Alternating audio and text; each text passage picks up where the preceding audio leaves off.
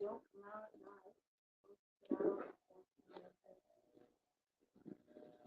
we go to the backyard.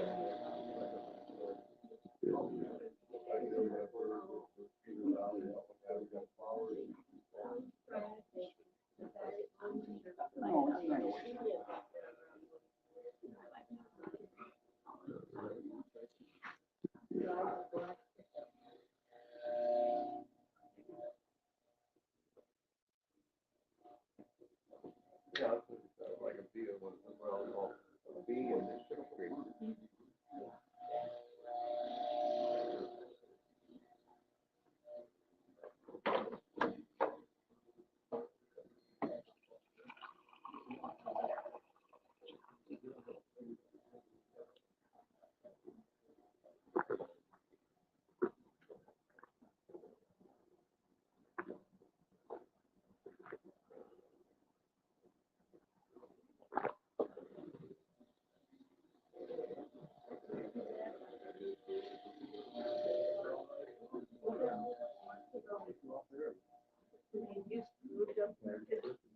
I don't know.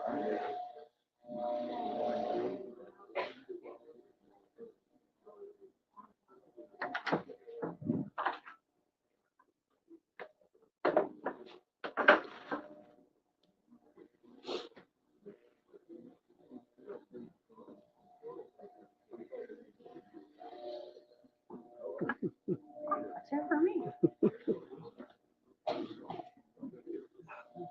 Help yourself. All righty. Thanks.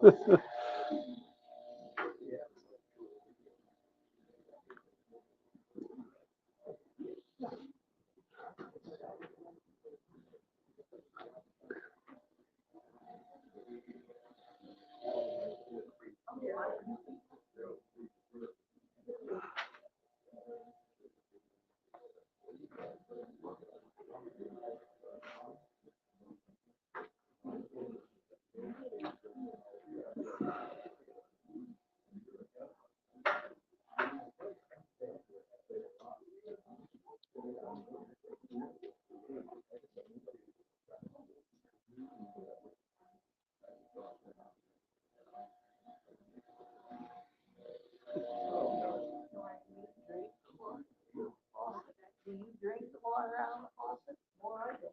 We have water purification, reverse osmosis. Yeah, we have reverse osmosis, put in there, you move out that. Well, that's it. So as you go, you do that.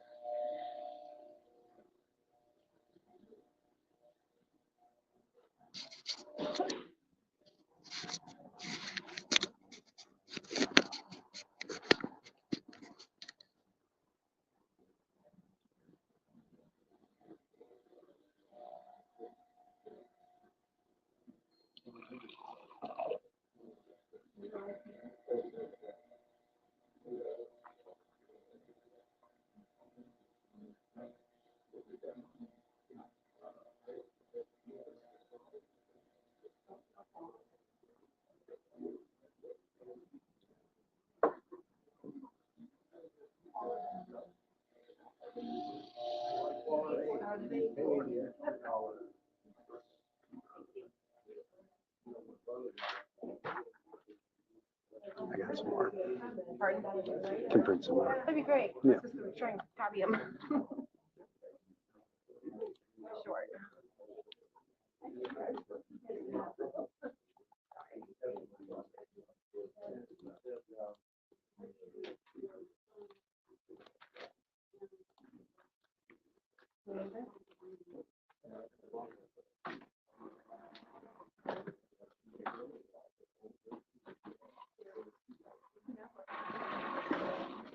No, I don't.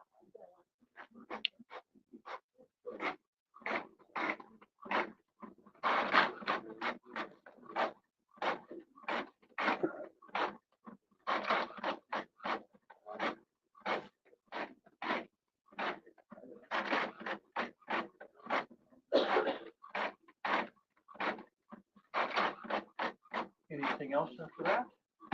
You're good to go.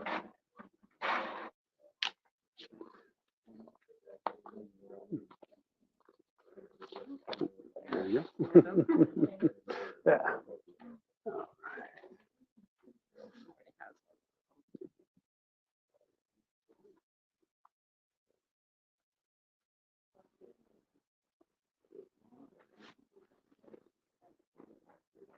Oh.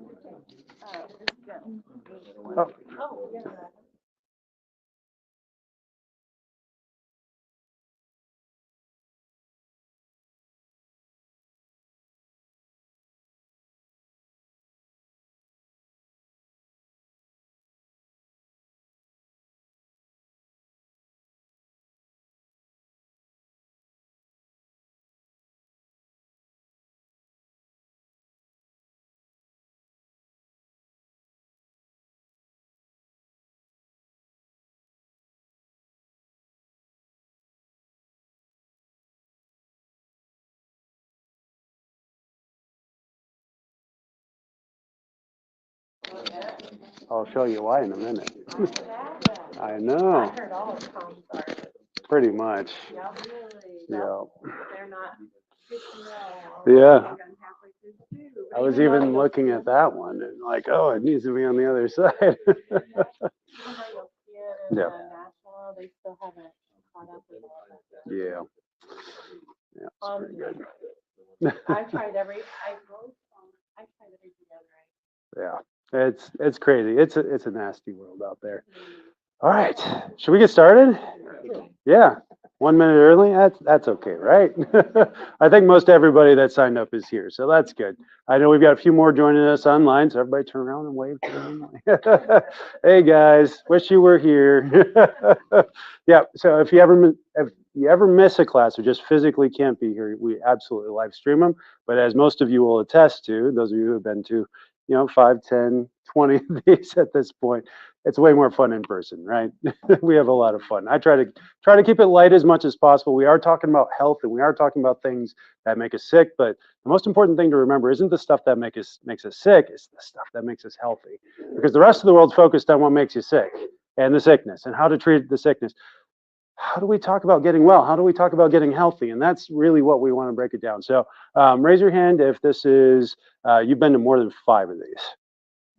All right, good job, guys. You watch more than 5. Yeah, you're almost there. You're really close. If you've been to 2 or more. Yep, that should be most. Okay, we've got a few newbies here. So let's give everybody a round of applause for showing up tonight. So it really is like when I look at the patients who've gotten the best results, I see you guys here almost every single time. And so, and it's not that you can't get the same results watching the classes, but when you just watch the classes on your own at home, it just doesn't hit the same, right? We have community here, we have accountability here. Like, even though you guys aren't asking each other, hey, did you try that thing that Dr. Jake said the other time? I mean, sometimes I do hear you guys talking about that stuff. You'll be talking about the videos, and you guys build that community out here. So I definitely want to tip my hat to all of you guys, even though my hat's in the back on top of my jacket. Everybody saw the eclipse today? Yeah. Hopefully not with their naked eyes. I did a naughty and like I gotta see. I did see it, and then I saw a ring for the next 15 minutes. But yeah, not recommended. But we won't have another chance to do it for 20 years, and who knows what's going to happen between now and 20 years from now. So yeah, no, I mean, just like the eclipse, obviously there's a right way to do it and there's a wrong way to do it. And we're going to be getting into that with a lot of this chemical combat. So last month we talked about diabetes, and we talked about diabetes ad nauseum. I don't think I want to talk about diabetes again for at least another 12 months. But I did give you the preview that there is a whole class of chemicals that we consume on a daily basis that have a nickname, diabesogens. Why? Because they create diabetes and they create obesity. And they're in some of the stuff that I have out on this table. And we were just kind of chit-chatting. It's like, hey, is this on the right side of the table? I was like, well, actually, I just found out today when I pulled this over that this one should be over here as well. And it's like, oh my goodness, you just learn more stuff constantly, especially when it comes to the toxins that are around us, the toxins that are in the chemicals around us. So for those of you that are guests or this is your first time, we are a Max Living office. And what that means is that this class that I'm teaching right now is also being taught concurrently across 350 offices to probably 10,000 different patients. Maybe not at this moment, but within the next week or two, we're all going to be teaching this class, and we're all going to be going through these same lifestyle changes together. And so what I recommend is one, don't think that you're alone in dealing with this, right? I mean, this whole room is probably learning stuff for the first time because I'm teaching some of this stuff for the very first time, even though I've taught this same class each of the last 3 years. I learned something new every single time, so I bring it back to you. So your goal today isn't to learn everything I have to teach you. I don't want you to write down everything. I want you to write down 3 things. Maybe that's too much, maybe 2 things. And for some of you, really just 1 thing. If everybody walks away from this class with 1 thing that they can do at home tonight and from now on, and you do that every single time you come to a class, by the end of this year, we're going to be at least 10% better and healthier than we were right now today. And if we do that year after year, that 10% is just going to keep building and building and snowballing. And so just remember, when you come to these classes, you should come with the mindset of, I need to change 1 or 2 or 3 things. It's not about learning everything. It's not about writing down everything. There's not going to be a test afterward. The test is your life. And the best way to approach that is to do things that you can continue to do reproducibly and consistently. So before I jump into the content of this class, I just kind of wanted to walk you through a day in the life when it comes to chemical toxicity. So think about first thing when you wake up in the morning, with or without the alarm clock. Maybe the sun wakes you up. That would be awesome. I wish I could get up with the sun, but that's just a little bit too late in the day for me. So my alarm clock goes up, and right away, where's my face? It's laying against my sheets on a pillow on top of a mattress. In those 3 layers there, we have already about a dozen different endocrine disruptors, estrogen mimickers, and carcinogens, whether it's because of the wash that we put on the sheets, or what the pillowcase is made out of, or what's stuffed inside of it, or definitely the flame retardants in the mattress. And I haven't even lifted my head up off of the pillow yet. Then I get up and I slip on my slippers. Maybe they're organic cotton. We'll just say that for now. And I shuffle my way to the tap to get a glass of water. Now, if you're like most Americans, you just pop that tap right on and you fill up from the tap. And in that water are another, in the city of Lincoln, anyways, there's about 14 different chemicals that are above the recommended limit for daily consumption just by drinking the tap water. Then maybe you do like I do and you go, sit on the throne, and maybe you sip a cup of coffee. I like to do that on the throne. I don't know if anybody else likes to do that on the throne. I do.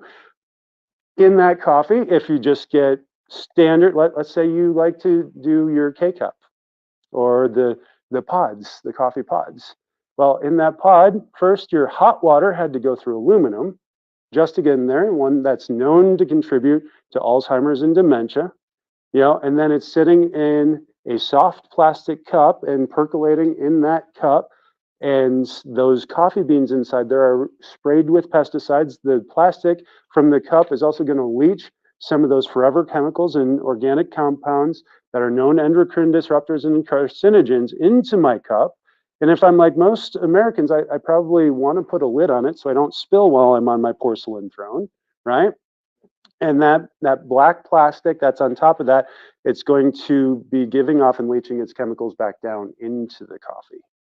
And so I'm sipping on that coffee, doing my business, and then I get up and I go over to the sink and I grab my toothbrush and I grab my toothpaste. And in that toothpaste is one of the harshest chemicals that we know, an engine degreaser called sodium lauryl sulfate. Maybe you get a really high quality one and it has a few other chemicals. I'll just read some of these off as I see them. And we got propylene glycol. Oh, that's a great one. We've got oh yeah, you got green number 3. That one's definitely necessary to keep your teeth clean. We got carrageenan, an emulsifier that's an endocrine disruptor, and sodium lauryl sulfate as well. And that's just in the toothpaste that is sitting in my mouth for 2 minutes. Never mind, I spit it out. I didn't swallow any of it. None of it. There's no lingering peppermint taste in my mouth. And that peppermint isn't actually peppermint. What is that? That's natural flavors, which is a concoction made by a food scientist to make it taste better than the actual natural stuff. So we don't actually know what's in it. It could be harmful, it could be not.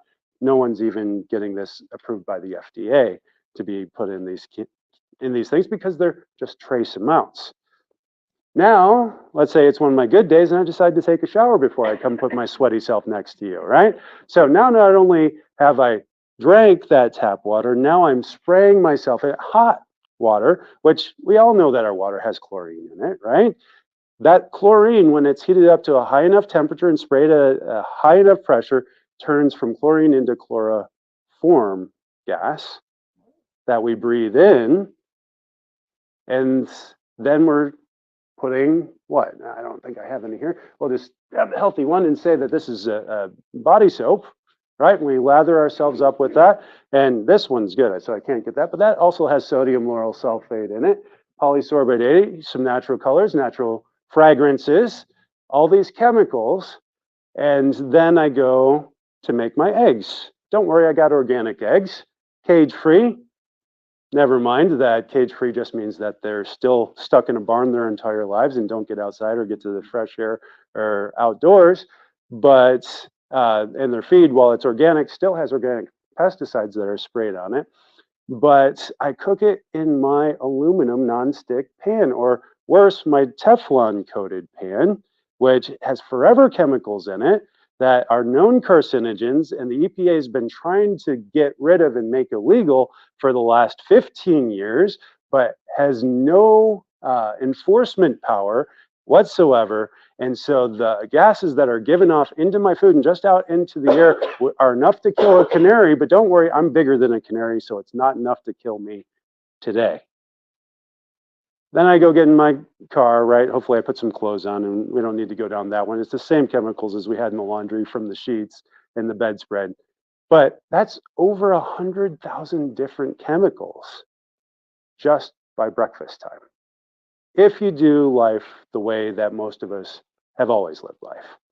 Now, this did not happen overnight. This changed because you think back 100 years ago, the 100,000 chemicals that we experience on a day-to-day basis, it has changed dramatically in the last 100 years. In fact, a lot of you might remember a time when it was less than 50 times what we have today and have lived a life that was 50 times less toxic than what we live today. And it's just in your lifetime, in our lifetime, that this has changed. And really, you look back at this and it's like, what happened? How did everything change so quickly? And it came down to the industrialization of the world, really. And really, in that time frame, we were going from industrialization to modernization. And now we're in the space age, right? We're beyond the space age. And all of these different chemicals, while they've made our lives easier and they've made a lot of money for a lot of different people, we're just starting to see some of the long-term effects of. And if you wonder, like, oh, what are some of the long-term effects of some of these chemical exposures? Everything. You look at the side effects of any of these toxins, and just about everything is a side effect of getting too much of any one of these. The way they get away with it, though, is because they're only putting trace amounts in it. The amounts that they're putting in this tube of toothpaste is not enough to kill any one of us, right? Even if we sat here and we drank the whole thing. But it does have the number for poison control on the back, just in case you or your child does, right? Why is that? Well, because it's toxic in high enough amounts. And that's true about just about anything. If we look at, even water, can water be toxic in high enough amounts? Even if you're not drowning in it, you drink too much, you literally can drown yourselves with too much water. Same thing is true with oxygen. But those things, our bodies are designed to handle in much bigger amounts. And so it's the dose that makes the poison when we're talking about toxins and toxicity. And so we're going to talk about a lot of things today, a lot of things that changed in the last 50 to 100 years. But just know that nobody's out there looking to change this for you. There's no government agency, the EPA, the FDA, the USDA, nobody, not even the National Institutes of Health, which is where I'm pulling most of this research. Nobody's out there saying, hey, we need to change this because we see the trajectory of health and how we've lost life expectancy each of the last 5 years as Americans. The only person that can change this is you, and only for you, unless we start letting other people know about what's going on with this. And so we really need to start making changes. So, right, 100,000 chemicals are just lurking in your products. And so where is this? Where is this coming from? Well, things like I said today, the toothpaste is such a big one, but I didn't even mention makeup. I skipped half of the room, right? You know, what do you put on your face? What do you put on your lips? I mean, the hair products I have, I use 3 and I feel like I'm overdoing it. But I mean, for my daughter, we're using like 5 different hair products and she's just 6, right? We're like, let's maintain her curls and make them look so great. I mean, for most of the men here, it's like 5 hair. It's like, that's foreign. But ladies, you are getting hammered with this stuff, especially when we look at the makeup and the perfumes. Those are the big ones. They really get you hard on the makeup and the perfumes.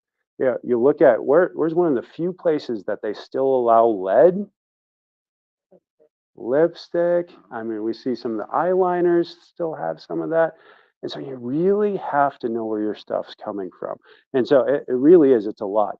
Now we look at our food and our food preparation. You know, we have to change out our cookware, our storage, our means if we're really going to avoid some of these most toxic chemicals. And the effects, yeah, absolutely. It can make you sick in just about every single way. So what are the top 7 toxins that we know weaken immunity? So just focusing yeah, so yeah, oh, deodorant, such a big one. Not deodorant so much as antiperspirants. That's the one that's really, really getting us. But the top 7 toxins that we know that weaken immunity. So immunity is your ability to fight off viruses, bacteria, and infection, right? So number 1 is going to be glyphosate. We're going to hammer glyphosate today, but that's the active ingredient in Roundup. Roundup. So anytime you're spraying a weed, yep, that's there. But guess what? They also spray that on all of our food. Non-organic, has to be non-organic, but our food supply is coated in this stuff for a lot of different reasons. And number 1 reason is it's effective, right? It kills the bad stuff and keeps the good stuff alive. So if you get a non-organic food, is it a guarantee that you always have glyphosate? In the United States of America, I would be willing to put as much as $1 million on that. And I don't have $1 million. Yeah. And the reason why is because in the state of California, they grow a lot of organic grapes. Guess how many of them don't have glyphosate in them? 0. They're not allowed to spray glyphosate on these organic grapes or else they wouldn't be organic. But even though they're not spraying them, they still have glyphosate in it, measurable amounts of glyphosate in them. Yeah, in the water supply, just in the air in general. I mean, for us in Nebraska, right? We are in the, America's heartland, the breadbasket of the country. It's being sprayed enough at certain times of year. You don't even need to be eating non-organic food to be ingesting glyphosate in your body. And the way that this works is it works just like fructose does in your digestive system, and it works just like gluten does in your digestive system. It attacks a specific protein in the lining of your small intestine called zonulin. And zonulin is supposed to be very selectively permeable. It's supposed to be very strong and not allow bad stuff between where the food's passing and the junk's going through and the bloodstream. But it actually attacks that zonulin, breaks it down, and makes it permeable. And then big food particles make it from the digestive system into the bloodstream. And there's the Monsanto, Bayer Aspirin, Monsanto, same corporation. They're actually losing lawsuits that are costing them billions of dollars. Just starting last year, they started losing lawsuits about glyphosate because it's causing stomach cancers and digestive system cancers. And so we're probably in the next 5 years going to start to see them switch out of glyphosate. But if it's still causing cancer, what do we want to do? Do we want to be behind that curve or do we want to be ahead of that curve? We want to be ahead of that curve as much as possible. Next is going to be mold and mycotoxins. So this is pretty obvious, right? You don't want to let mildew grow in your shower. You don't want to let water be dripping behind your walls, that type of thing. If you see it or you smell it, it's definitely there. I had a mentor of mine lose his life to cancer because of a mold and mycotoxin toxicity issue in his house. And he ended up just, tearing it all out and then like, no, I'm just moving. He moved houses, but it was already too late because the cancer had already grown and was so aggressive. It was multiple myeloma. So just a really aggressive, rare form of multiple myeloma too.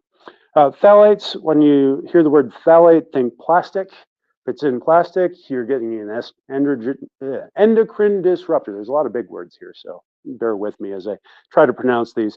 But this is one of the main reasons why we don't want to be consuming food out of plastic as much as possible. Heavy metals, where's the biggest exposure of heavy metals coming from? Things that grow in the earth. Could be. It could be. The number one is going to be your cookware, right? The number one most common used cookware is aluminum. Aluminum pots, aluminum pans, aluminum lining, aluminum coating. Stainless steel is okay. That's actually a safe one. Copper is okay. Yeah, you can overdo it with copper though, so you don't want it to be your main thing with that. You're getting a lot of that there. Another way that you get heavy metals is through dental work. If you've got silver fillings, that's actually mercury. That's an even more toxic form of that. And then one that's pretty much in every single vaccine is aluminum as well. And so you have to be really careful about some of the medications that you're taking as far as heavy metal.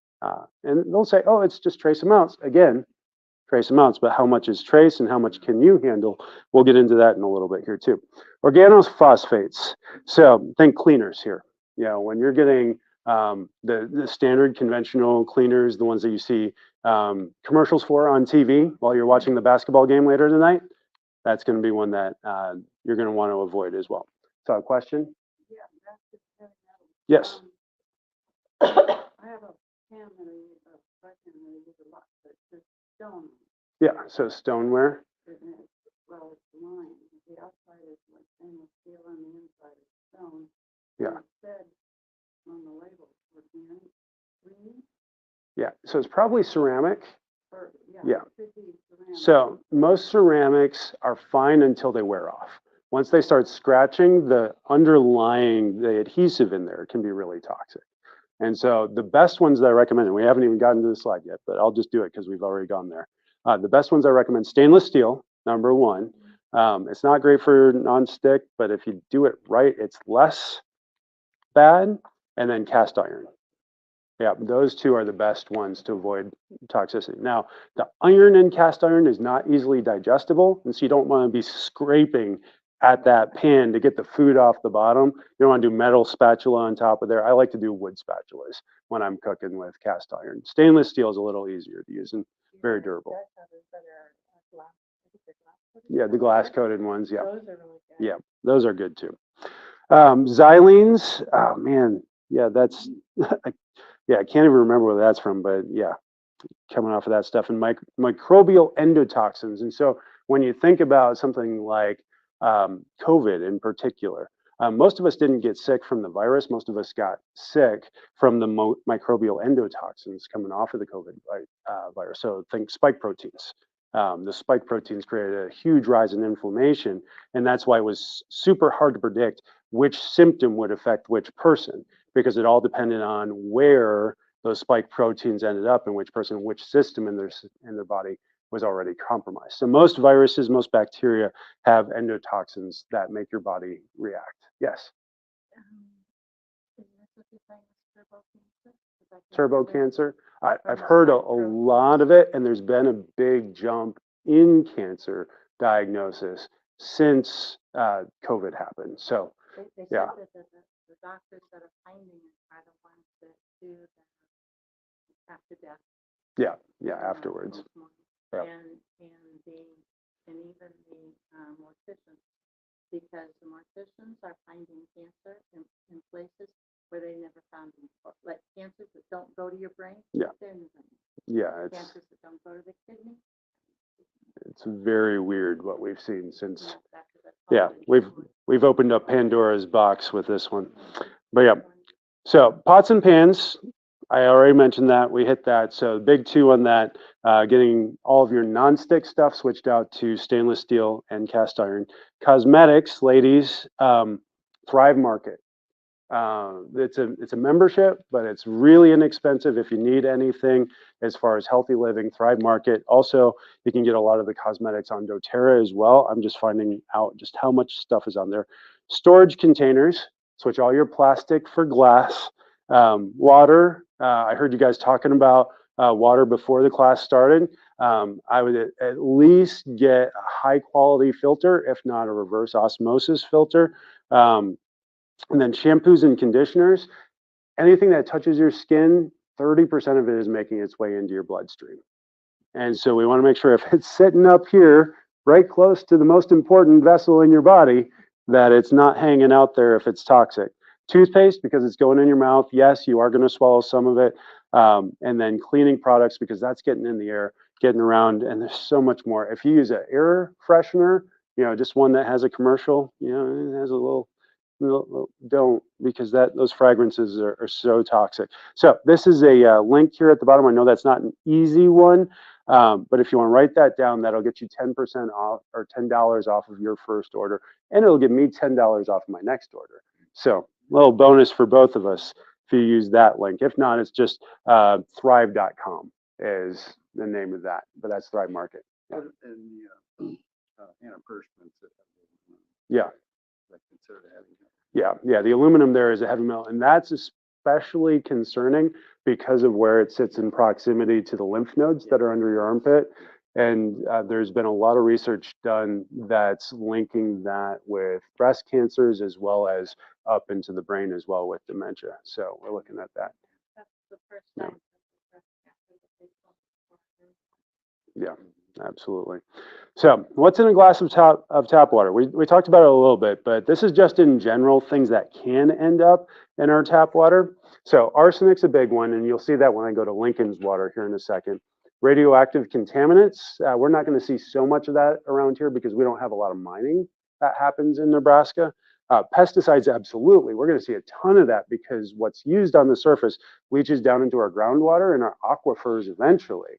And just about all the water that we consume is coming out of the aquifers. Nitrates, again, from farming, we'll see a lot of that. Hormones, that's more in city water. We'll end up seeing that. And that actually goes over to the medications. In cities, we see a lot more in the water supply because they recycle a lot of the water that's coming out of the toilets and then put it back into the drinking supply afterwards, which sounds crazy, but they do it. Yeah, they just do it that way. Fluorine compounds, so fluoride, I know there's a lot of debate about fluoride and whether that's safe to use in our drinking water. I recommend against it. If anybody ever asked me for my opinion on should we be adding fluoride to our water, my answer would be absolutely no. And the reason why is because fluoride competes with iodine in the thyroid. And for those of us that deal with thyroid issues, that's a big deal because then the thyroid can't make the hormones it's supposed to produce if the fluoride's there. Yes, it's great for teeth, but I'm not going to sacrifice my thyroid for my teeth. There's a lot of other ways that I can get that. But also what happens in the processing and cleaning of water, when you add fluoride to it, it breaks down into other components, and some of that turns into fluorine, which is very toxic. Calcium, which isn't necessarily toxic, but so many of us supplement with calcium that we end up with too much calcium, and it actually can affect our hearts negatively. Hexavalent chromium, which is highly toxic. Lead, of course, most of that's going to be coming from pipes, but sometimes that's other things making their way in. We talked about that.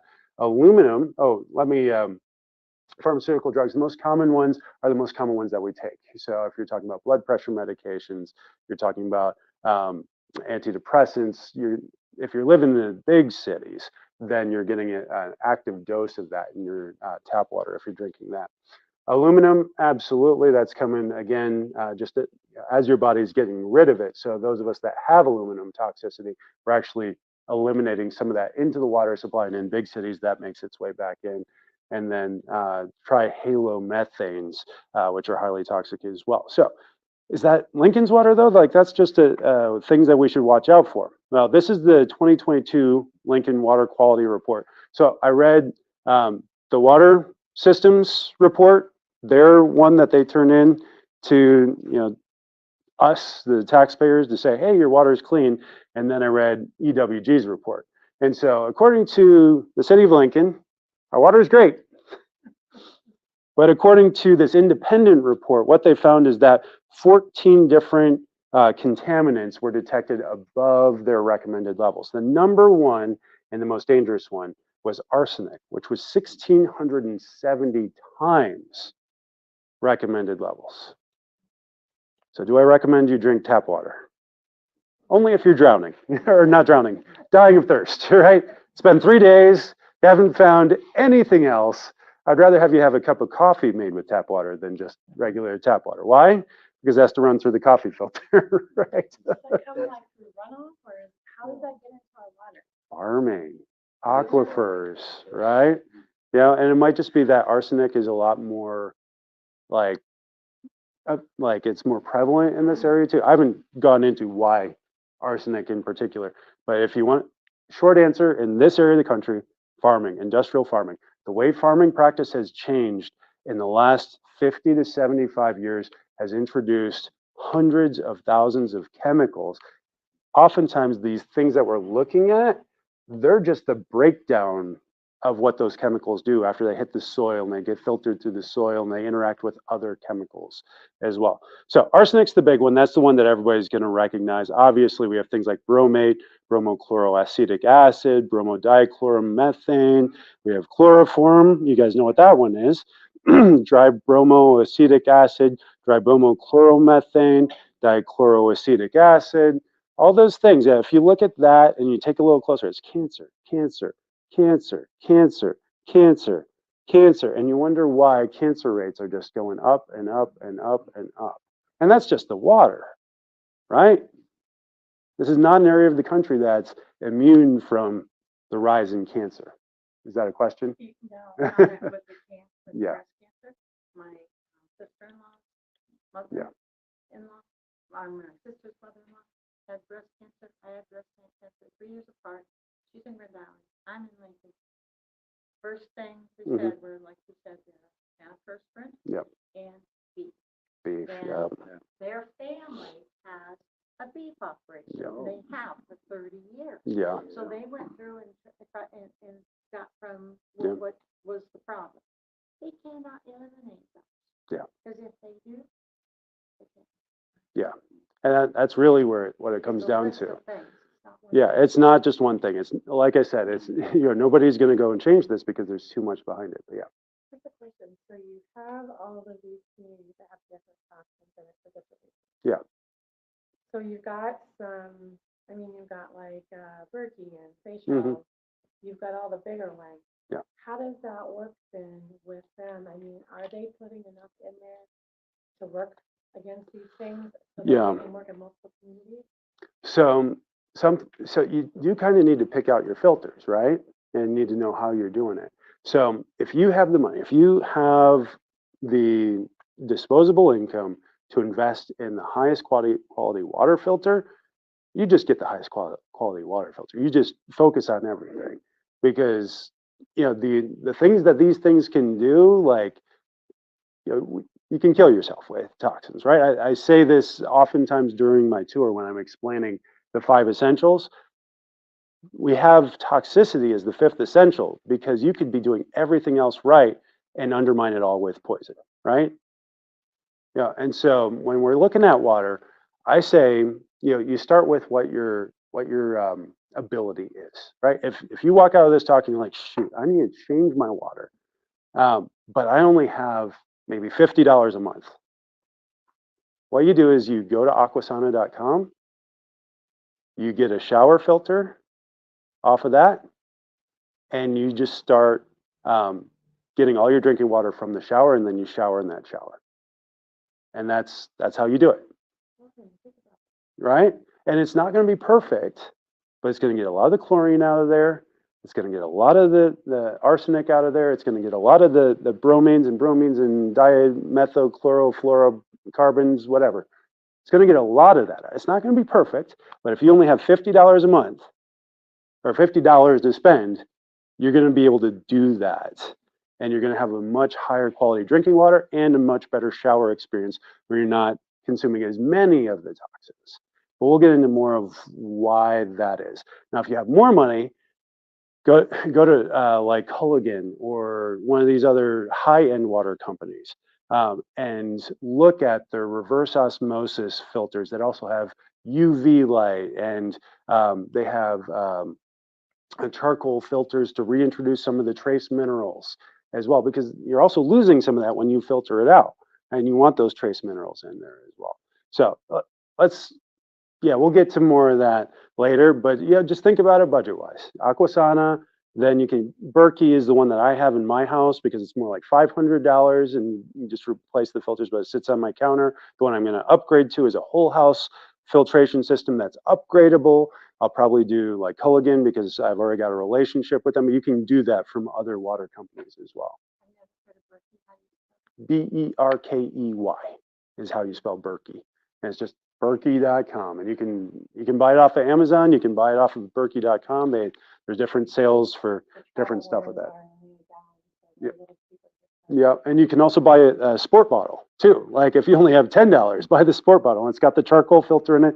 Fill it up with tap water, and yeah, it's plastic, but hey, you've got the charcoal filter in there that is getting a lot of that stuff out. So there's different ways to do it for different budgets. Absolutely. So kind of a rabbit hole. So I'm going to keep this really short and sweet. We got this all wrong. We got COVID all wrong in so many ways. And most of you guys that have been here before heard me talk about this. During COVID, during the pandemic, the federal government, the health agencies did not tell us how to be healthy. They just gave us some things to do that should, hypothetically, we don't know, help prevent the transmission of the virus. And so what were we all doing? We were using hand sanitizers everywhere we went, grocery stores, wiping everything down. There's about 40 or 50 different chemicals in those hand sanitizers that suppress your immune system, let alone cause cancer or lead to other brain issues. The masks here have forever chemicals in them linked to lots of endocrine problems and cancers. Yeah. I mean, bang for your buck, like negative, right? And then the mRNA vaccine, if we had come out with it 1 year before, by definition, wouldn't have classified as a vaccine. They changed the definition of vaccine to be able to treat and suppress symptoms. And we've seen more reports from the COVID vaccine in the VAERS database since its release than all the other vaccines and shots that are available combined. And it's just, you wonder why the American public paid such a high price for COVID, why our death rate is still down, our mortality rate, we're still at a lower life expectancy than all the other industrialized nations when they've all bounced back from COVID. Yeah, they did some crazy things too, and they didn't do it perfect, and I wouldn't point to anyone and say they did it right, but some of them did better. A lot of them said, hey, you should be getting fresh air and sunshine. Everybody knows that that's good for your health, right? But what did the United States government tell us to do? Stay away from the beaches. Don't go to parks. Isolate. And now we've got superbugs coming out because we have isolated. And our immune systems haven't been able to adapt to the other exposures from interacting with other people the way that they're supposed to. And so we got this entirely wrong. There's a huge mindset shift that needs to take place in our country. Air pollution is a big one here. In fact, there were about 3 or 4 different studies that came out. One of the best ones was actually from China. And what they found is they had higher COVID rates in higher areas of higher air pollution. The more air pollution that there was, the more COVID there was. And so why would that be? Well, it's because the virus doesn't make you sick. The lack of your ability to fight it is what makes you sick. If everybody who was exposed to COVID got COVID and it did the things to everybody that was supposed to do, we would all be dead. We wouldn't be having this class right now. Yes, ma'am. I gotta give you a kudo in here. Back up to the top. Mm-hmm. Thanks to you, just prior to COVID, you pointed out to me what I was allergic to, what doctors been fighting with me for 10 years now, and that's the petrochemical. Yeah. And anything that has a preservative has a petrochemical. Yeah. Anything that's plastic, Yeah. has a petrochemical. Your CPAP mask, petrochemical, safety, Hmm. all of those things. And so yeah, the mRNA was hacked, but Oh, yeah. whether it's flu vaccine or whatever, Yeah. if it comes in a mass dose, they've added the petrochemical. Yeah. You have to at least get the single dose. Yeah. No, once I found out there was polysorbate 80 in it, it was just like, oh, well, there's no point, right? I wouldn't drink that stuff, let alone inject it into my bloodstream. Because with my heart and Yeah. everything, I have so much in it. Yeah. If I had to take another one, I'd probably die. Yeah. Try to save my life. Yep. So here's the good news, guys. We could talk about bad stuff all day. We are fearfully and wonderfully made. Our bodies are designed to deal with toxins. They have been. I would say even in the Garden of Eden, Adam and Eve were dealing with toxins. It's just the way it works, right? Like we said, there's a toxic dose of water. How do we deal with it? Well, here's it broken down pretty graphically, like nice and sweet, right? So you can breathe toxins in, right? But we also breathe toxins out. Sorry, down there. You'd think they'd put it right back up top, right? Skin, we come in contact with it with our skin. We sweat it out. It also blocks the absorption of more than 2/3 of what hits our skin. That's pretty cool. And then we sweat it all out. Our small intestine, what is it? It's a tube.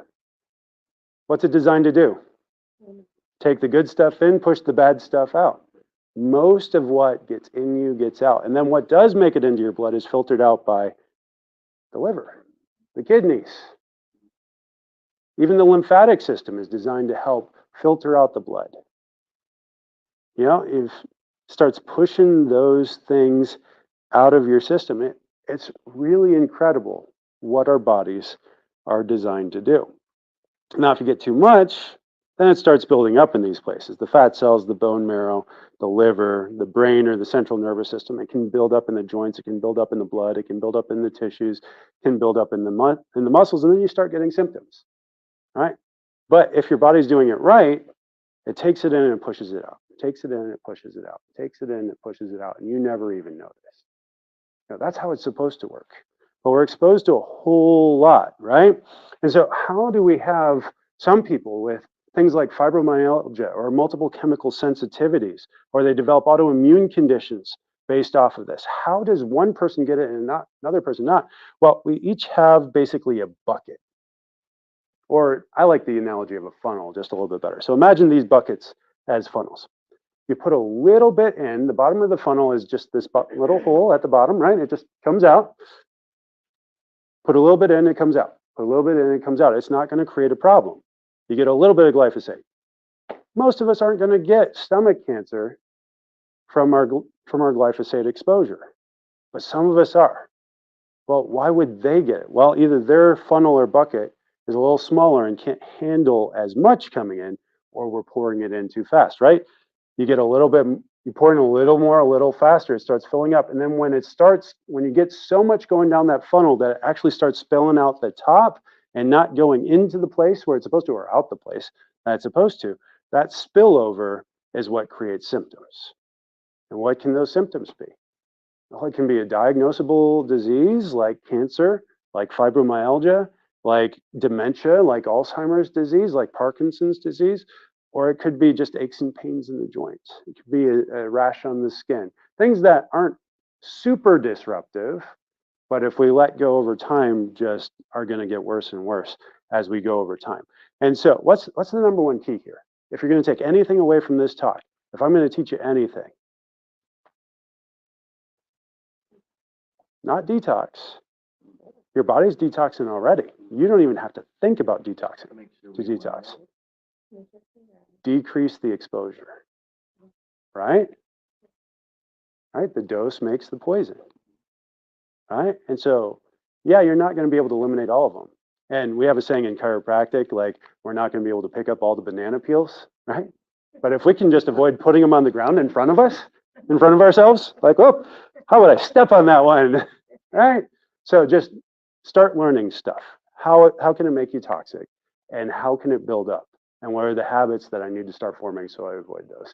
You look like, I don't know if you're petting your head or you just constant question. Yeah, another thing I mentioned here that I was just part of that time to put out there when you said symptoms, the ones that you pointed out to me, that I in turn point out to my brother, but probably like he's still here today, who knows how much longer, but because we let go more unexplained fever. That was huge. Yeah. And then you told me. Yeah, no, fevers are a good thing, but if they You said it- keep coming for no reason, yeah, you said it, if you don't know the explanation, it's fine. yeah, absolutely. So how do we keep ourselves healthy? Oh, it's what we've been doing. We're going to empower our body to combat the chemicals on its own. So those are the 5 essentials, right? So what are our 5 essentials? They're those little logos there. They're on the wall. Number 1, mindset, right? We're going to focus on 1, knowing what the solution is. 2, de-stressing our brains so that we're not in fight or flight constantly. And 3, getting enough sleep that our bodies can heal. Those are the big 3 with mindset. 2, chiropractic. You know, if you have inflammation or irritation or interference in your central nervous system, your brain can't tell these detox organs what to do. Number 3, nutrition. What we put in our bodies matters. We are what we eat. We are what we ate, and what we spray in our foods gets into us and becomes us because we're constantly replacing ourselves at a cellular level. Number 4 here, oxygen and exercise. We talked about the importance of this with diabetes. Exercise is one of the only ways that you can process blood sugar without insulin. It's the same thing with toxicity. When you move, you start expelling more toxins through your breath and through your sweat. And then lastly, minimize toxins, right? Why don't I say eliminate toxins? Because you can't, right? That's why we have all these detoxification systems inside our body. So knowing what to do there. So just knowing, right, that there's 10,000 plus chemicals within our food is a good starting point. So then where is this coming from? Well, number 1 source is toxic bioaccumulation. It's not this. Yeah, it might start here, but it's actually toxic bioaccumulation. So let's think about this. So first we got a small fish out in the wild, and it's exposed to its own toxins, right? We don't even know what all the toxins are to fish because they respond differently to different chemicals or different, even naturally occurring things in a toxic way that we might not. But let's say that that thing happens to be swimming in the ocean where all these microplastic islands are being dumped, right? And it's consuming trace amounts of those microplastics. But then a slightly bigger fish comes along and it eats not just that fish, but 50 other fish that are doing the same thing. The concentration between the microplastics in that little fish compared to the next bigger fish, which one's higher?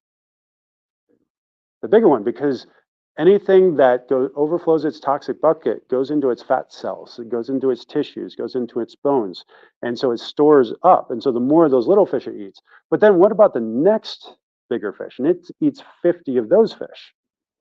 It's going to be even higher there, right? So now maybe we're talking about tuna, or we're talking about swordfish.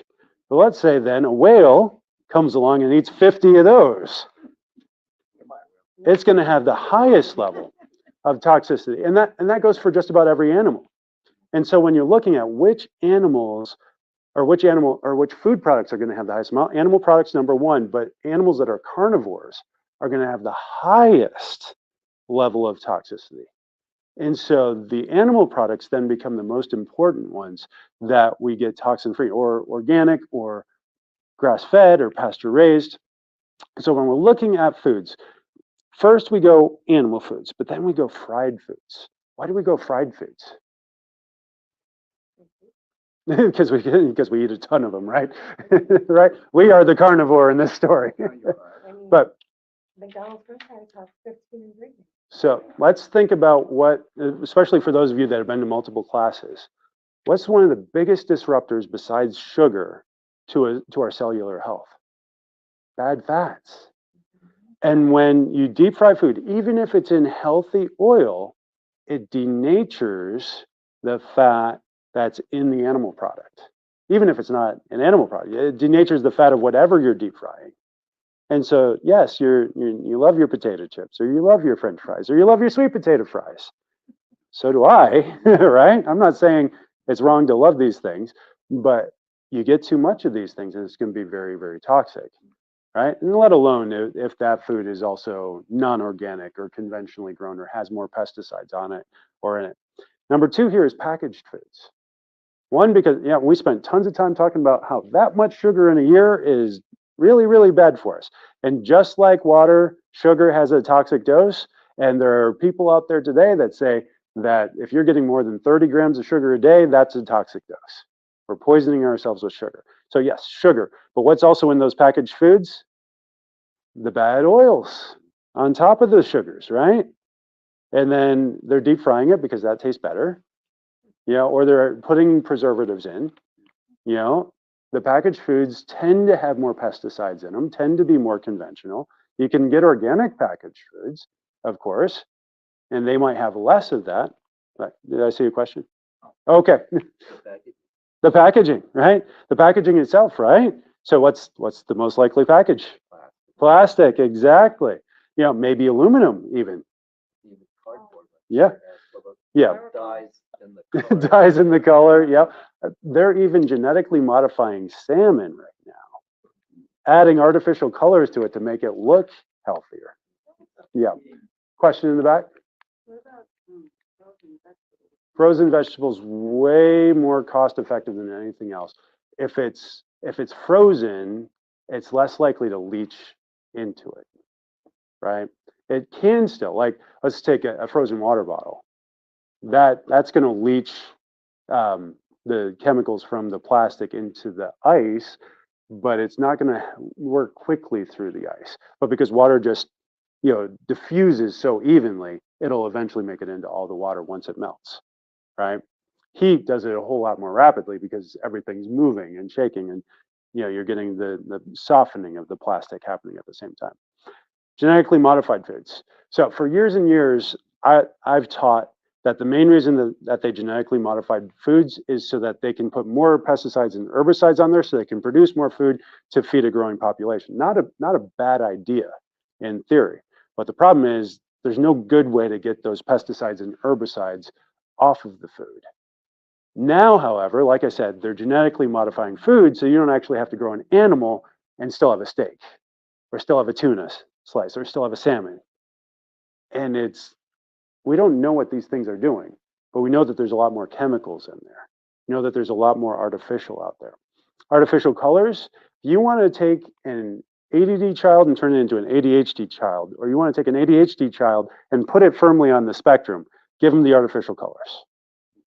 The reds, especially, some of the yellows, but really all of it. Because when God created colors, did he put a number behind them? No, he said this is going to be this is going to be that. No, those are just naturally occurring colors. And then your artificial sweeteners. These are ones that we have to be really careful of, especially if we're dealing with blood sugar issues, because artificial sweeteners, actually anything that's sweet, it spikes your blood insulin, which is just as diabetes causing as spiking your blood sugar.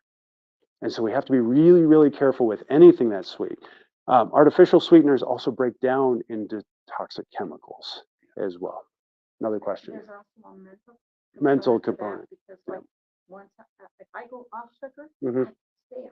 Yeah. If somebody gets me one of those little dumb lollipops. Yeah, I'm you're dead done. on it. Yeah, and so what happens is anytime you get something sweet, a little squirt of dopamine happens in your brain, and dopamine's a feel-good chemical. And so you start craving that squirt of dopamine. That's what makes the kids high. Yeah, it's makes them feel good, doesn't it? Yeah. Where's butter? Where's butter in that? So it depends on how it's made, right? You go to the State Fair and you get a stick of deep fried butter. Think that's going to be healthy for you? No, right? Because it's denaturing it, right? That caramelization that happens when you cook something at really high heat, that's extremely carcinogenic and breaking down denaturing the cells in the fats. So just really, really bad for you. Think of what happens when you heat a fat too high is wrapping a layer of saran wrap around your cells. And I say that in particular because every cell in your body is made up of first the phospholipid membrane. The key word there, lipid. Your cell wall, cell membrane, what protects it from everything else, also is what everything in your body communicates through. Hormones communicate through that cell membrane. If you wrap that whole thing in a layer of plastic, now hormones can no longer communicate into or out of that cell. And so that's one of the main reasons why bad fats are one of the most toxic things that you can do, which is why fried foods are at the top of this list. And so we need to make sure that maybe even for some of us, maybe even before we start addressing the sugar issue, we start addressing the fat issue. And what are the good fats? What is the solution to that? Right? Avocados, olives, wild caught, pasture raised animal fats. So, butter, absolutely. But if you cook something like a steak and you've got that watery fat in the pan, just dump that in a glass jar, just like grandma did, and store that in the fridge, just as long as you didn't deep fry it, right? And then use it for whatever else you need to make with it. Coconut oil is another great one. Am I missing one? Avocado oil.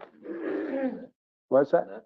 Nuts are a great naturally occurring source of that. Although nuts do tend to be high in omega-6 fatty acids, which aren't bad for you, but you need them in the right ratio with omega-3 fatty acids. And the average American has 17 times the amount of omega-6s to omega-3s. So while nuts are a good source of those omega-6s that aren't bad for you, they're just bad when you get too much toxic dose, right? Right, exactly. Yes, ma'am. What are the nuts to avoid? Peanuts, because they're not enough. Well, you don't really have to avoid any nuts. You just want to make sure you're getting omega-3s to offset it. And so things like pumpkin seeds and flax seeds and chia seeds, salmon, another great one, grass-fed beef, great source of omega-3s, offsets those omega-6s. So don't think of omega-6s as bad. Think of them as needing that offsetting thing. Just like if you're going to have something sweet, you get a lot of fiber to offset that first. If you're going to have an omega-6, which is going to be your nuts, get some seeds to balance it out, or get a salmon to balance it out, or get grass-fed steak to balance that out. That make sense? Yeah, absolutely. So that's the top 5 most toxic foods. So what are the things that are most nourishing to the detoxification system? How do we feed this detoxification system? Number 1 is berries. What's the big thing in berries that's going to boost your detoxification system? Exactly. Antioxidants, what do? They bind to free radicals. And there's certain antioxidants that help to increase the overall function or provide the right nutrients to things like the liver or things like the kidneys to help them run more efficiently, or are cleansing to the skin to allow it to sweat easier so you're getting things out. Some people in here don't sweat. You've told me that. It's like, uh-oh, that's a problem. It's a sign that your body's toxic. And so what do we need to do? Well, we need to get more berries, and then we need to give ourselves more opportunities to sweat. Cruciferous vegetables, same thing, right? Antioxidants, there's also a ton of anti-cancer properties to cruciferous vegetables. Omega-3 fatty acids, I just covered this one, right? Why are omega-3 fatty acids so good at detoxifying you? They offset the omega-6s, right? The other thing about omega-3s, we covered this 2 months ago in the metabolism class. Even though it's a fat and there's 9 calories per gram of omega-3 fatty acids, your body doesn't actually have to use it for energy. And so it doesn't count in your calorie count. Your body takes that and it lines your cells with it, it lines your brain with it. And it doesn't even need to be broken down for caloric count. Then turmeric. Why turmeric? Curcuminoids. Yep, curcuminoids, some of the most potent antioxidants, anti-inflammatories, help support the liver, help support the kidneys. So those are some big things that you want if you're going to support that detoxification system. So how do we get them? Well, we can eat a lot of berries, we can eat a lot of cruciferous vegetables. Unfortunately, we're probably not going to be getting enough. And so we've come up with 2 different formulas here to help keep that healthy. Number 1 is the detox system. And this is something I've said in years past. I recommend getting a 30-month supply and using that in about 30 to 45 days, 3 to 4 times a year. This is not a daily thing. You don't take this forever. Just because it's going to wear out your detoxification systems, right? You got to give them a break sometimes. So the detoxification system, right? it's going to be one that you take for 30 to 45 days, like as straight as you can possibly get. I say 45 because we're going to miss a day, right? I've done this before. I miss a day. You go for 30 to 45 days, and then you give yourself a 3 to 4 month break. And then you do it again. And you do this over and over again throughout the year. You know, for those of you that are newer patients, why didn't I include this in your new patient starter pack? You're not ready for it yet. You know, you got to get the good stuff in before we take the bad stuff out. And so if you're just kind of getting started, don't think you have to get into the detoxification quite yet. Well, what the detoxification system is a two-part. It's body and cell. And so basically, I like to think of this as bind and flush. So the body's the flush, the cell is the bind. We need to bind to the toxins, but we also need to flush them out. If you just take toxins out of your systems and into your bloodstream, it's going to give you symptoms because you're going to have too much in the bloodstream all at once, and it's going to end up somewhere. And this is the problem with a lot of detoxification programs, is you get just a cleanse, and you hit this cleanse hard, and you get a lot of cilantro, and you get a lot of parsley, you get a lot of onion, and you get a lot of glutathione, but there's no flush. And so it just sits in your system, and you get all of these toxicity symptoms. And so we need to make sure we're not getting the toxicity symptoms, we're getting it out the right way. And so you need that two-part, the bind and the flush with that. And so that's what the detox system is for.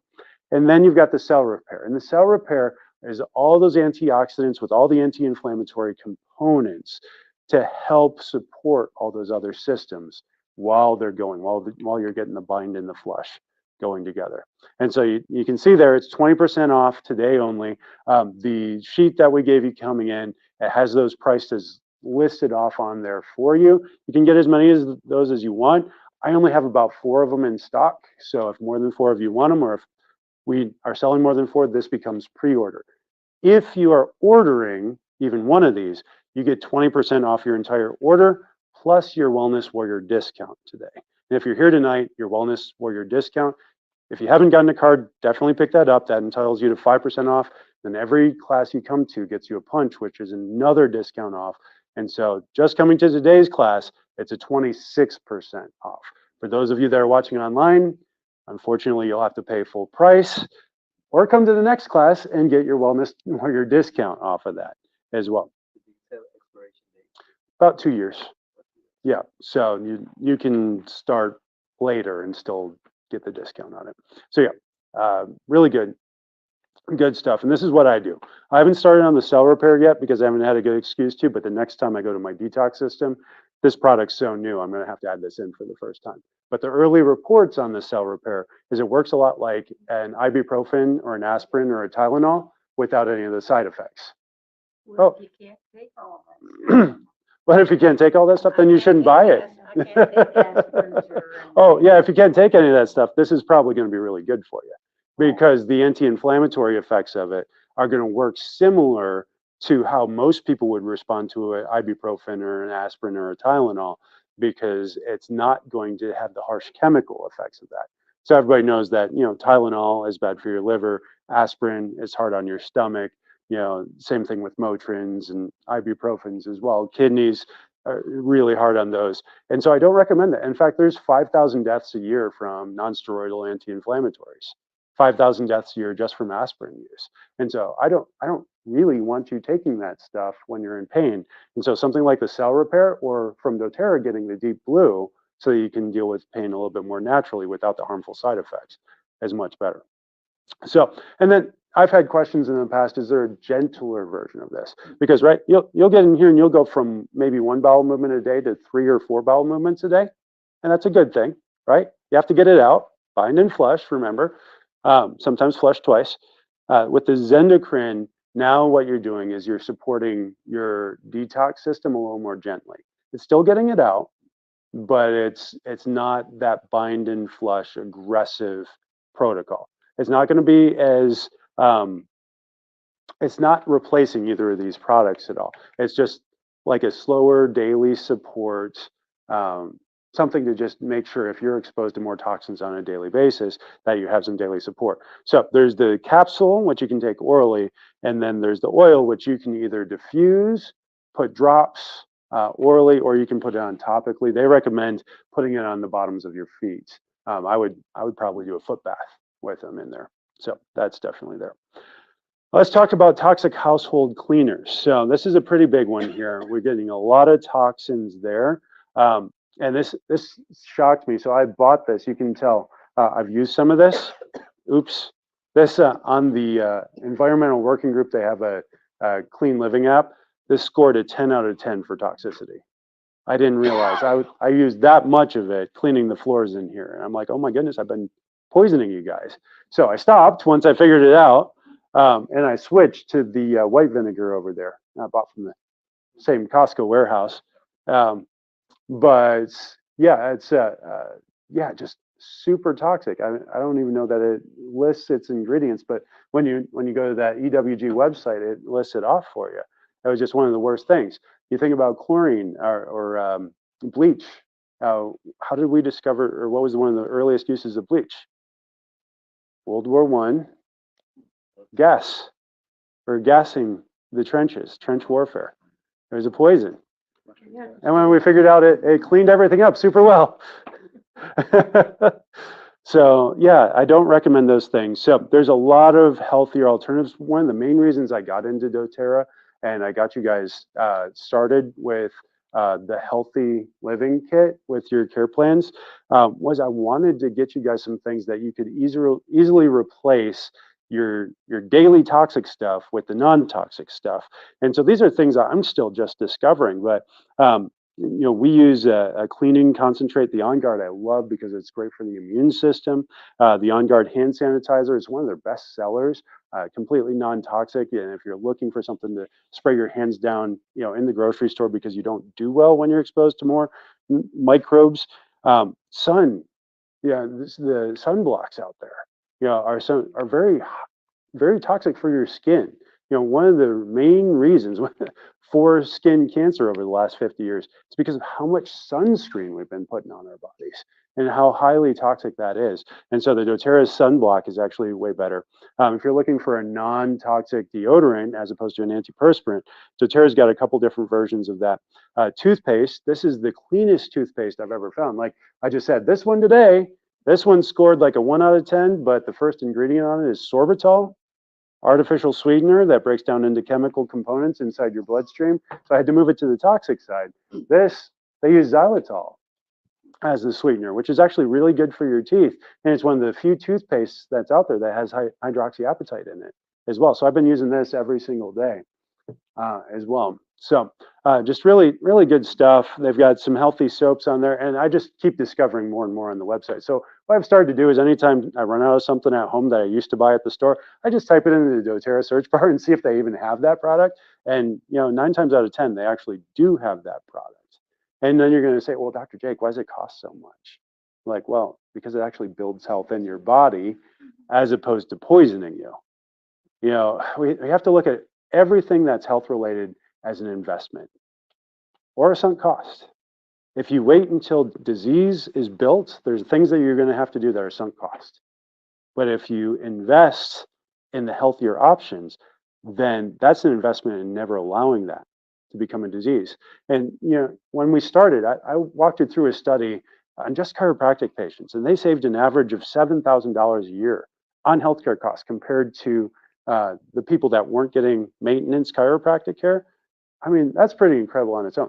These people weren't even investing in all this other stuff that makes the bang for the buck even more so. So I'm the type of guy that would love to hand you some money, but how much better if I can hand you a product that's going to save you money in the long run, even if you have to budget for it on the short run and make sure that you're getting the right stuff.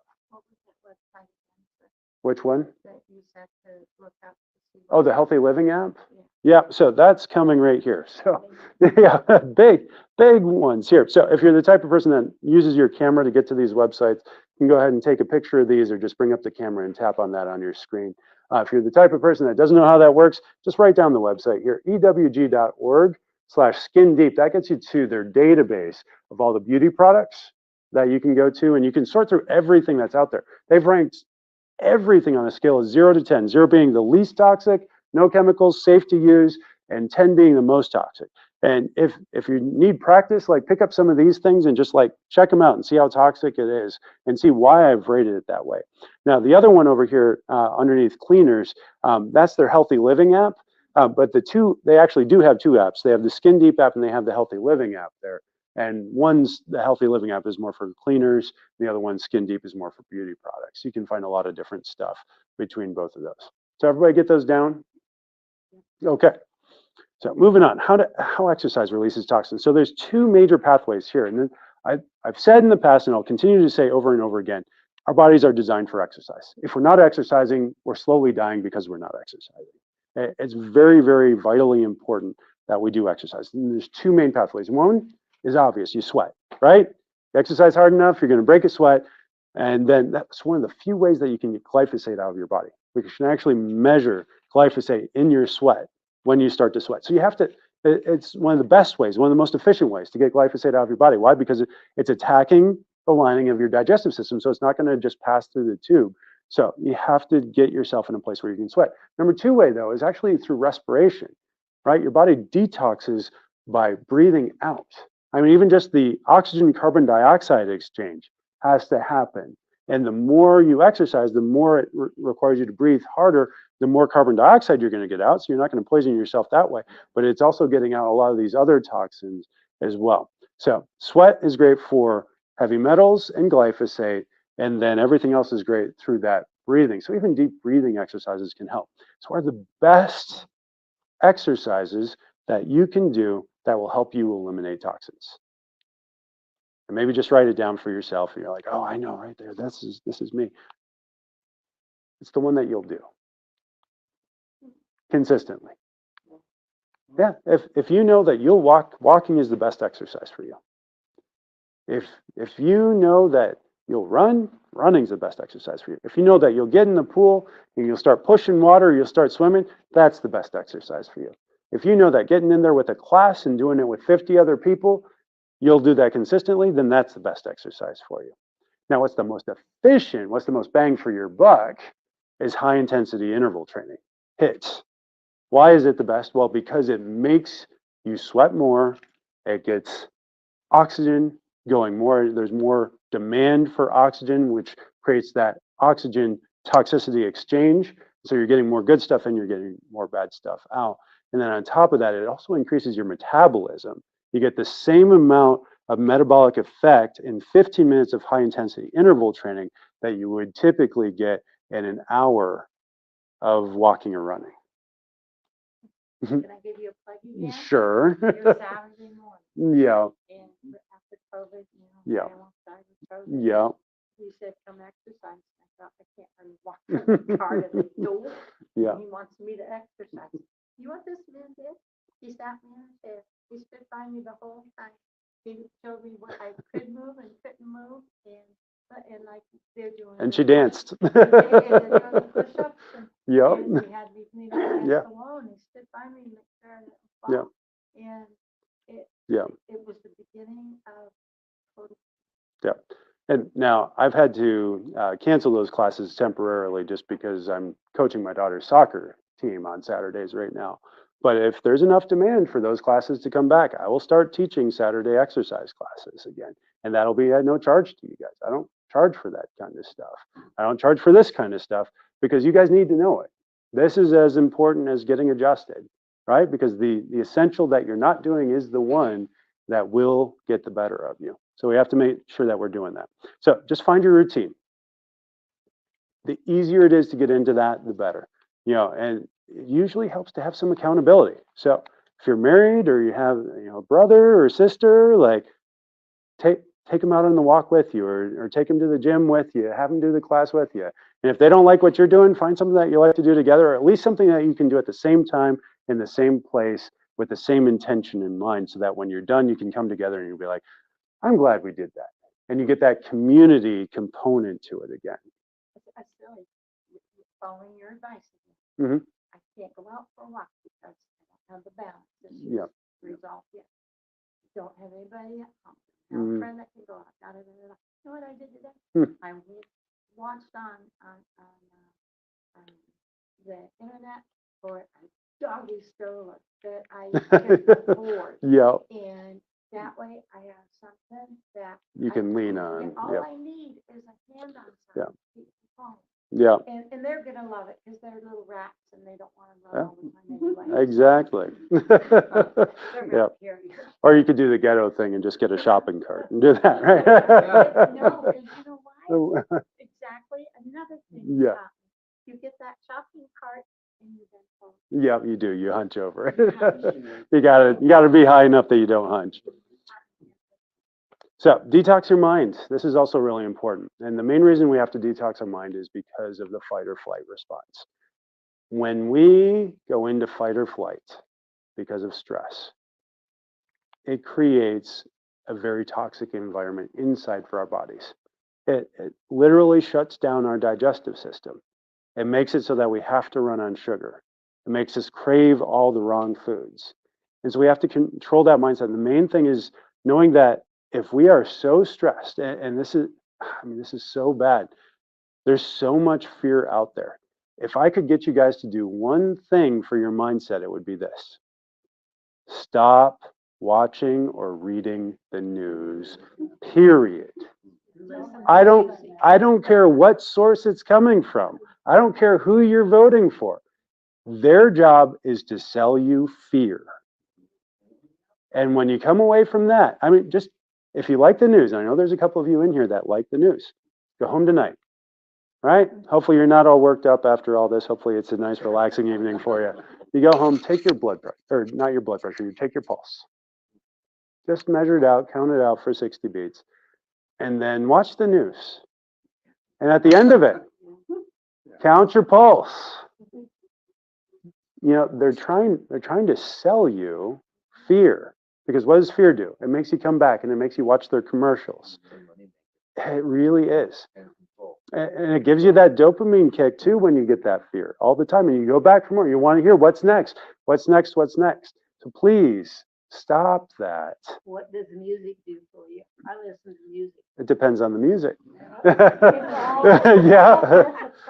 Yeah. So Yeah. what you Yeah. listen to is what the program is. So yeah, you got to pick something. You got to pick something uplifting. And you guys have heard my music that comes on the speakers there when you walk in. What is it? It's just instrumental piano. I don't hear it. No, I mean, you come in talking to us, so that's why you don't hear it. You're right. But next time you come in, listen to what's going on. And I know what the words are to all the music that I'm playing on there. And so I'm humming along in my head. And it's all positive, uplifting music. But I mean, that's if you want something that's going to create peace, find something that has a message that creates peace, right? Right? And some country songs do that. I Well, won't. the music I listen Yeah. to is from 70s and 80s, Yeah. which I grew up with. Yeah. So that's soothing. Yeah. Yeah. And that might put you in a more peaceful place. A long time ago, you told me when I had problems settling down to go to sleep. Yeah. Concentrate on your breathing. Yeah. Just focus on the breathing and then Yeah. That's all you have to do. In through the nose, out through the mouth. Yeah. Yeah, that's another way to do that too. Yeah, we do. We need to do all those things. There's so many things. The main thing is when we're talking about stress and we're talking about avoiding the negative effects of stress, is we have to cut stress off at its source. But we also can't focus on stress. If we focus on the stress, it will in turn become more stressful. What we focus on grows. And so, yes, we have to identify the causes of those stress, right? Just like we have to identify the causes of the toxicity, we also have to say, okay, so if the news is creating the stress, or the person in my life is creating the stress, I need to cut them off, but I also have to replace that with something peaceful. And so in your routine, you have to identify things that lower your blood pressure, lower your pulse, lower your stress levels. And so deep breathing, getting good sleep, going outside and watching the sunset. Praying. Yeah, absolutely. So those are great ways to do it. Now, we have to remember in all this, health is a state of 100% function. That's why we talk about the 5 essentials. if you're going to be healthy, we can't be focusing on the symptoms. We can't be focused on just getting rid of symptoms. We have to be focusing on expressing the fullness of life, the 100% function. That's where we need to go with that.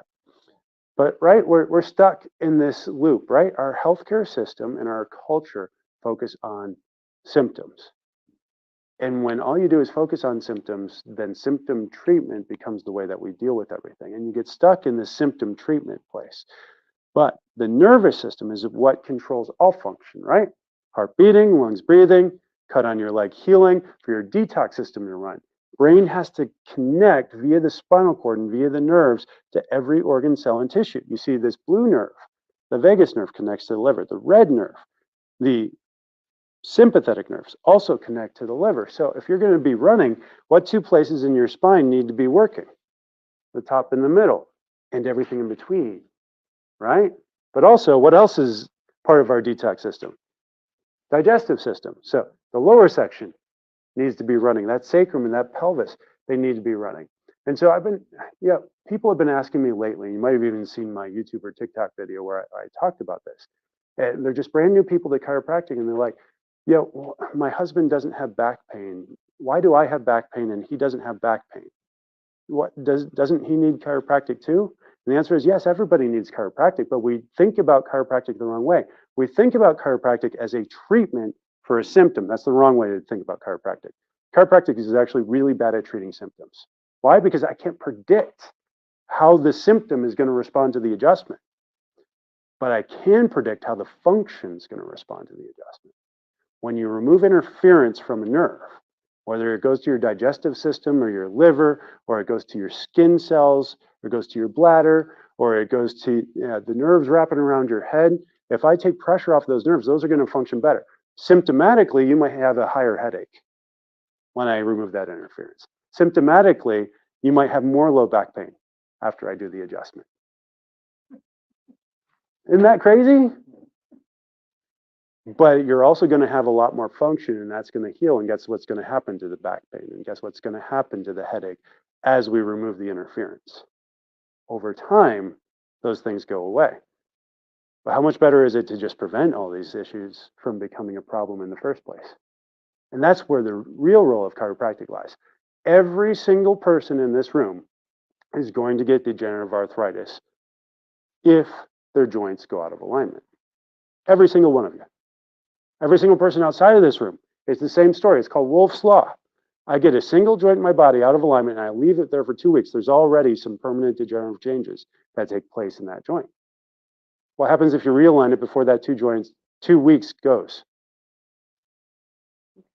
No degenerative arthritis. It's no permanent changes in the joint. And so just scientifically, what should we be doing to make sure that we don't get degenerative arthritis in our spine or in our knees or in our hips or in our ankles?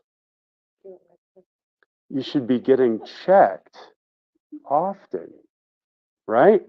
Should be getting checked often enough that we can catch those misalignments. Have I ever adjusted a spot on you that didn't hurt? That didn't? I mean, some of you, the answer is no, because everything hurts and you come in and I adjust everything, right? Some of you have come in and I've adjusted a spot that didn't hurt, correct? You came in, you felt great. I found a spot that needed to be adjusted. I adjusted it. You didn't feel any different. Is that familiar to anybody yet? Yeah. Yeah.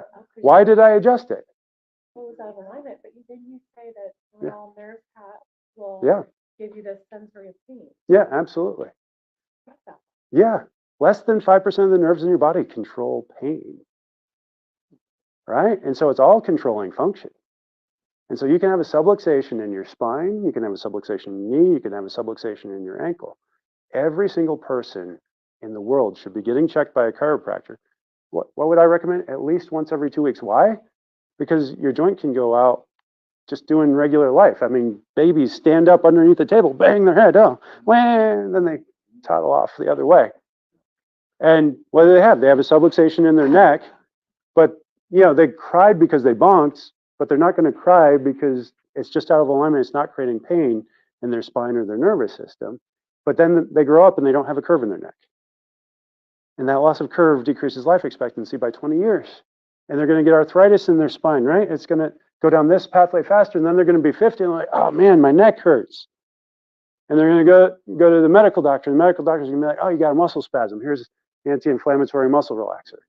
And it's going to work for a while or it's not. And then they're going to end up at pain management. And they're going to get injections.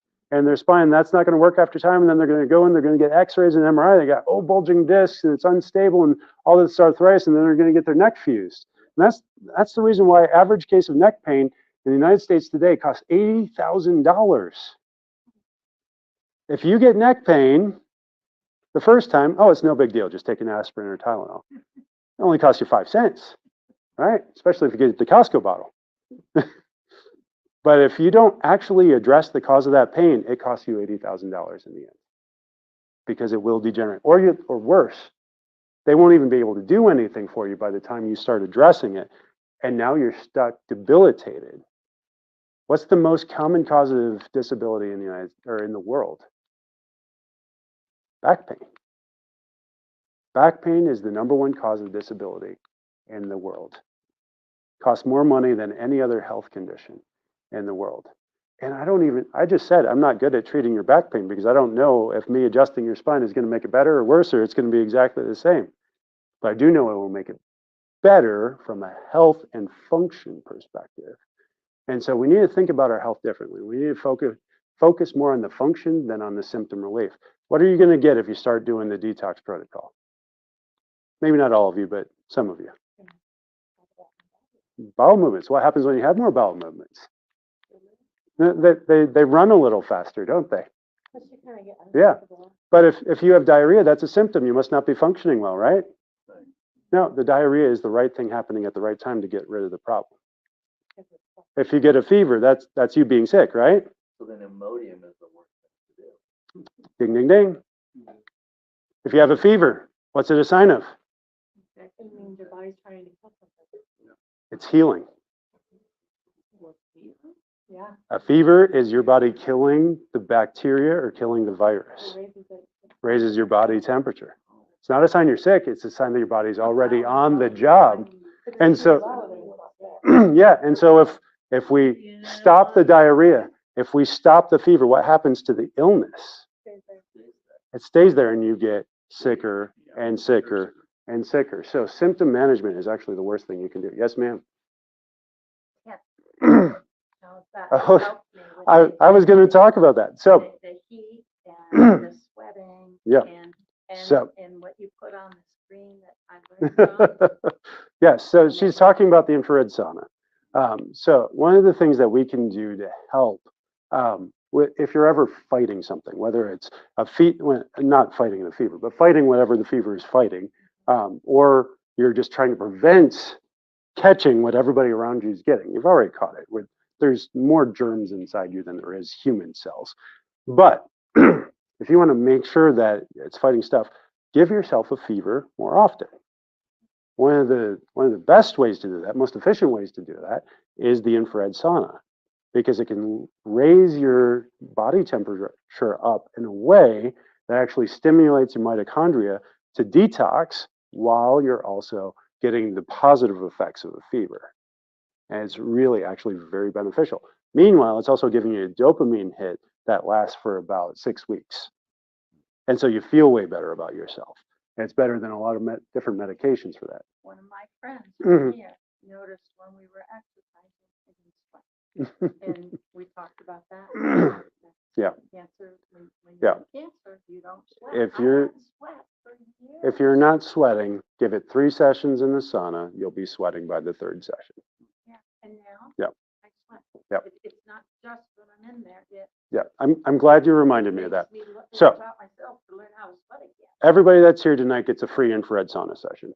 You came, you get to try it out. It's, Have it here. yeah, it's in this 3rd bay. The bag. Yeah, it's a bag. You just sit in the bag. Sit on a chair. Yep. I'm sorry, Dr. Diana, Yep. one more time.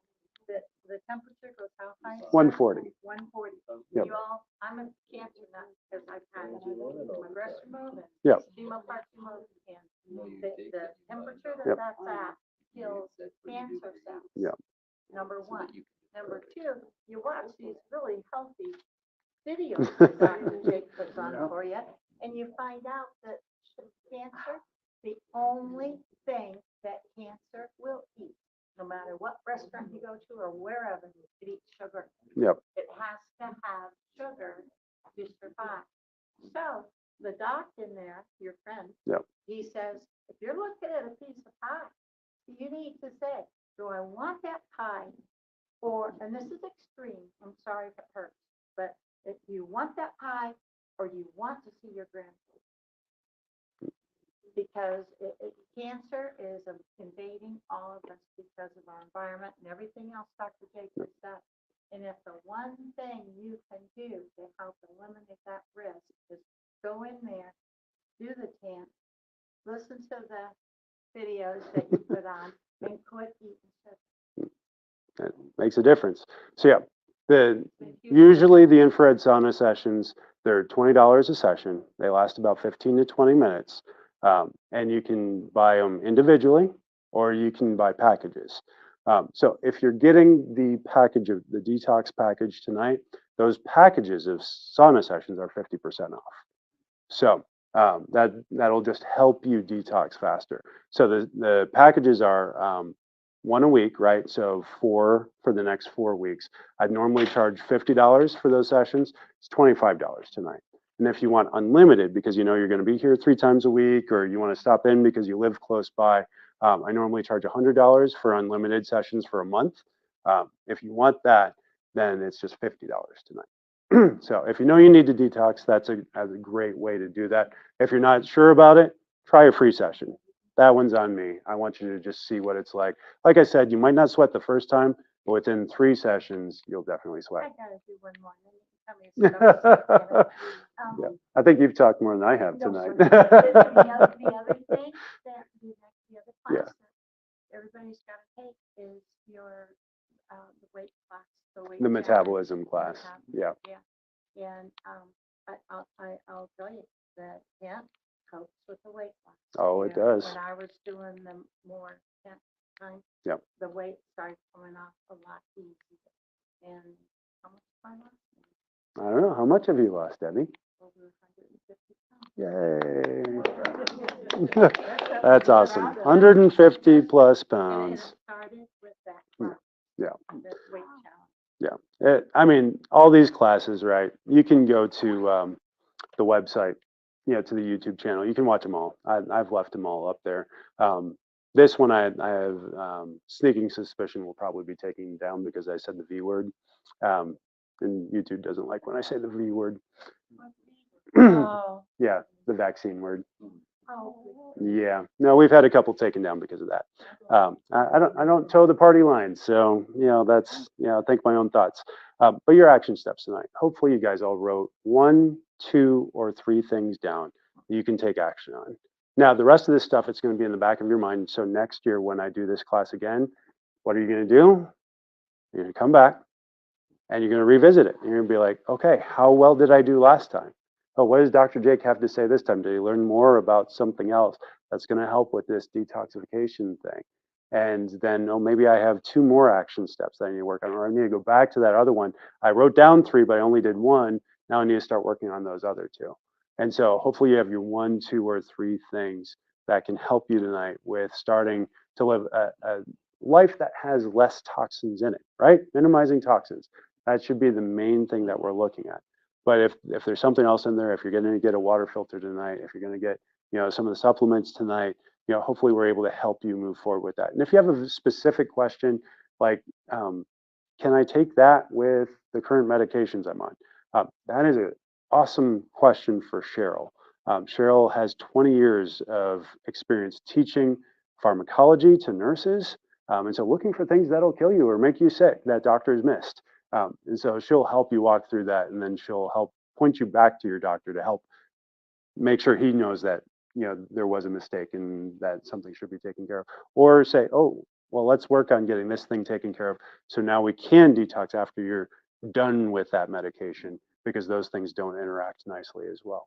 So if you got those questions, definitely make sure we talk to Cheryl about that. She is currently at her mom's funeral, which is why she's not teaching this class with me. Yeah. So she'll be back on Wednesday, and she's excited to get back on Wednesday. She was here last week after she passed and was very helpful and has really appreciated everything that you've done for her, given her cards and stuff. But yeah, just please respect her family's privacy right now as they grieve. But yeah, and pray too. I think the best thing you can do anytime someone loses someone is pray. But yeah, so, but yeah, as far as personal action steps, yeah, absolutely. Start where you're weakest. Start where what I said resonated. Start with what hits you right here, or what I've been saying every time. And it's just like, I know I need to do that, Dr. Jake. That's the most important thing. I Yeah. promise that you brought up one more thing. Yeah, I did. When he talks about the stuff you're taking and the medicines and stuff, 2 years ago, I went through a 6-month period where every 2 months, 2 to 3 months, I was having emergency kidney stone surgery, and that, and it worked. And came in, Dr. Jake said, "Can I look at what you're taking?" Because I didn't hear anything that said, other doctors said eliminate. And the last time I came out, my third one, he told me, the doctor reversed here, he told me I had 21 stones on my left side and 19 in my right side that he could not reach, that he had to leave in there. And you know how that made me feel? I came here and cried. I did, came here and cried. And you said, let me look at what you're taking, what medicines you're on, da da da. And because of my background, I came and looked at the chart.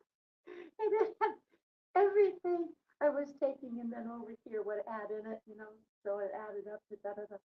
And you looked at it and he said, do you mind if I talk with your pharmacist? So I went to my pharmacist on 27th and Ogini, CES. He loves you. He said, this is the only doctor or any medical person that he has ever had in all his years that wanted a list of the medications that person was on.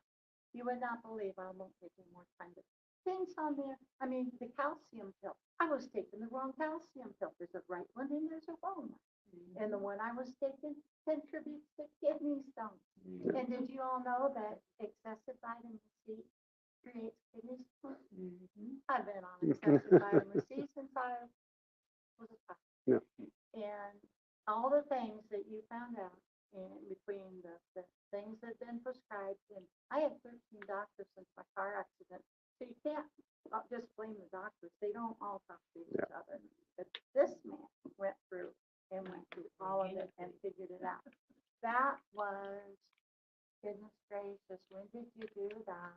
I don't remember. Years ago. Yeah, it'll be 2 years this fall. Yeah. And I was being sent to the specialty kidney clinic in Omaha. Guess what? I refused to go because this man fixed.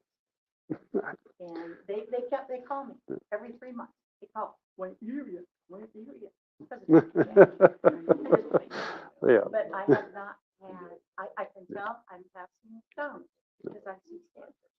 But I have not had a pain, not one pain from passing a kidney stone since. I'm sorry. I should have just let her talk tonight, right? That's good though. So next steps as well. So next class is actually our community dinner.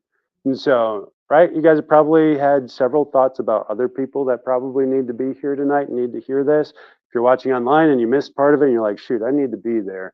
I need to get that discount on the supplements. You can get that at the community dinner. Now, the community dinner isn't for you guys. It's for the people that needed to hear this message that aren't in this office. It's for them to come to, for them to be introduced into what we're doing. And so it's free if you bring one of those people. If you don't bring one of those people, I'll give you a free pass your first time. But after that, you got to bring a friend. Otherwise, it's $10 for dinner. I'm not going to overcharge it. It's good food, but I'm not going to make a profit off of dinner. I just need you to help me out. If you want to hear the message again, yep, just come pay for your food. But the dinner is really for your friends, your family that need to be here. And speaking of friends and family, next week is Friends and Family Week. And so if you have friends or family that want to be here, they're going to get, your friends especially, because your family, your immediate family especially, they get the free first visit. Your friends next week are also going to be part of that group. They're going to get the free nerve scan and meeting with myself or Cheryl so that they can just see what's going on, see if it will help out with anything. I mean, if they have x-rays to bring with them, want me to look at them, I'll take a look. That's what I want to do next week. I want to really help out the people that weren't able to be here, that aren't able to get into the office, and help lead them down the path that many of you have gone down and just seen incredible transformations with your health. Or if I'm your last lifeline that nobody else has given you hope, like let's give more people hope. That's what we're trying to do. So definitely plug in for that. We'll get a sign up sheet out for that as soon as possible. If you know you have a friend, let's pick a time for them that you know that they're not at work. We'll go ahead and put it down. I'll let you confirm them and let them know that the first visit's free unless they want to get x-rays. And then they just have to pay for the x-rays. If they're immediate family, that's included in your care plan so that they can see what's going on. And then if you want them to come to the community dinner, we'll have a sign up sheet out for that.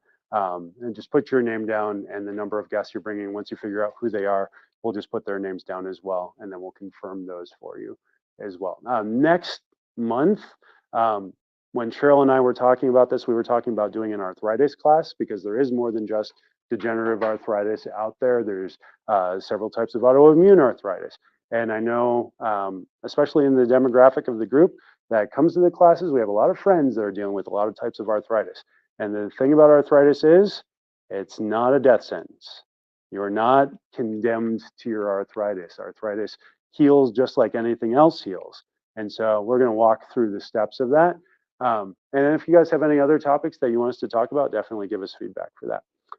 We're gonna break now. I'm gonna help Katie with checkout on supplements. If you have questions, I'll definitely take as many of those as you have. But thank you guys for coming out. And yeah, don't forget to get your supplements. And then if you want the infrared sauna session, just schedule the time that you want to do that. I recommend it right before your next adjustment is usually the best time to do that. Okay? Good. Thanks a lot. You said something about